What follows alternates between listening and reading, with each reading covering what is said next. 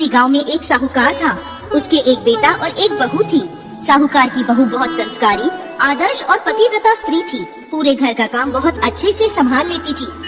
वो बहुत सुंदर भी थी। बहू ने नियम ले रखा था कि वो किसी भी पर पुरुष के सामने नहीं जाती थी। पुण्य कर्मों में, पूजा पाठ, दान सेवा में उसकी रुचि थी।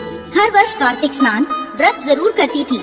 कार्तिक में बहू गंगा जी स्नान के लिए अवश्य जाती थी, लेकिन कोई पर पुरुष ना देख ले, इसलिए वो सुबह तड़के ही स्नान कर लेती थी। एक बार कार्तिक माह में उस नगर के राजा के बेटे ने भी कार्तिक स्नान का विचार किया। वो सुबह जब गंगा जी पर आया तो देखता है कि घाट गीला है। वो हैरान होकर सोचने लगा, मैं इतना जल्दी स्नान करने आया हूँ, पर मुझसे भी पहले कौन स्नान करके चला गया। रोज यही होता। वो सोचता ही रहता कि इतनी सुबह कौन आया होगा। कार्तिक महीने के अंतिम 6 दिन बचे थे। उस दिन साहूकार की बहू तो स्नान करके वापस जा रही थी और उसी समय राजा का बेटा स्नान के लिए आ रहा था। आवाज सुनकर बहू जल्दी जल्दी जाने लगी, लेकिन जल्दबाजी में वो अपनी माला और मोजड़ी वहीं घाट पर छोड़ गई। राजा का बेटा जब घाट पर पहुंचा तो उसने घाट पर वह माला और मोजड़ी देखी तो वो समझ गया कि कोई स्त्री है जो मुझसे पहले यहाँ स्नान करने आती है। राजा के बेटे ने उस माला और मोजड़ी को हाथ में उठा लिया और सोचने लगा कि जिस स्त्री की माला और मोजड़ी इतनी सुंदर है, वो खुद कितनी सुंदर होगी। उसके मन में पाप आ गया। उसने पूरे गांव में घोषणा करवा दी कि जिस स्त्री की ये माला और मोजड़ी है, वो 5 रात मेरे पास आएगी। सारे गांव में थू थू होने लगी, लेकिन राजा का बेटा है, कोई बात टाल ही नहीं सकता। साहूकार की बहू ने राजा के बेटे को संदेश भिजवाया, ये माला और मोजड़ी मेरी है। मैं 5 रात गंगा जी के घाट पर आऊंगी। वहाँ मुझसे जो कहना है कह लो, साथ ही एक साक्षी ले आना जो यह साख भर सके कि मैं 5 रातों तक वहाँ आई थी। राजा के बेटे ने कहा, इस परम सुंदरी को तो बस मैं ही देखूंगा। और अपने साथ उसने एक सुवा को, बोलने वाले तोते को पिंजरे में बंद करके घाट के किनारे पेड़ पर टांग दिया और खुद वहाँ बैठकर उस स्त्री के सपने संजोने लगा।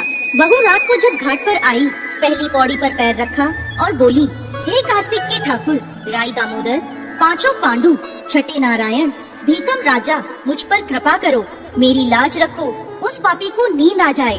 तभी राजा के बेटे को नींद आ गई।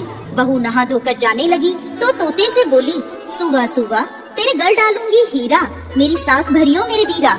सुवा यानी तोता बोला, कभी वीर भी साख भरता है। तो फिर से वह बोली, सुवा सुवा, सुबह तेरे पग घालूंगी नेवर, साख भरियो मेरे देवर। सुवा ने कहा, ठीक है भाभी, मैं तेरी साख रखूंगा।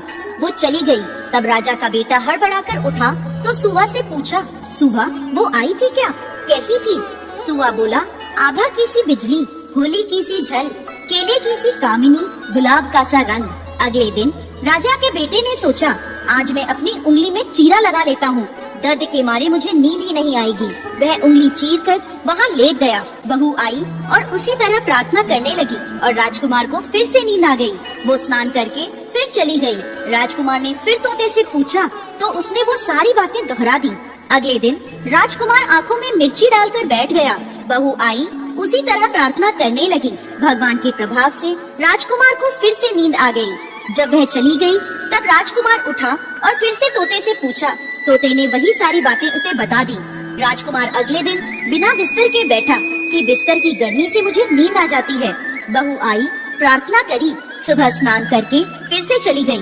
राजकुमार फिर उठा, तोते से पूछा। तोते ने फिर से वही सारी बातें बता दी। अगले दिन राजकुमार अंगीठी जलाकर बैठ गया। साहूकार की बहू आई, प्रार्थना करी, भगवान 4 रातें तो निकाल दी, अब ये अंतिम रात है, इसे और निकाल दो।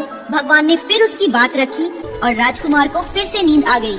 जब वह जाने लगी तो तोते से बोली, इस पापी को कह देना कि 5 रातें पूरी हो गई हैं, वो मेरी माला और मोजड़ी मेरे घर भिजवा दे। सुबह राजकुमार की आँख खुली तो तोते से पूछा, क्या वो आई थी? तोता बोला, हाँ आई थी और उसने अपनी माला और मोजड़ी मंगवाई है। ये सुनकर राजकुमार सोचने लगा कि वह तो सत की थी, तभी तो भगवान ने उसका सत रखा। कुछ दिनों बाद राजकुमार को कोढ़ हो गया। राजा ने ब्राह्मणों को बुलवाकर पूछा, मेरे बेटे का शरीर क्यों जल रहा है? उसने तो कार्तिक स्नान भी किया है। तब ब्राह्मणों ने बताया कि इसने पतिव्रता स्त्री पर बुरी नजर डाली, इसलिए ऐसा हुआ है। राजा ने जब इसका उपाय पूछा तो ब्राह्मणों ने कहा, जब ये उस साहूकार की बहू को धर्म की बहन बनाएगा और रोज उसके नहाए हुए जल से स्नान करेगा, तभी इसका ये कोढ़ ठीक हो सकता है। राजा माला और मोजड़ी लेकर साहूकार के घर गया और बोला, ये माला आपकी बहू की है, ये लो और आपकी बहू के नहाए हुए जल से मेरे बेटे को नहला दो।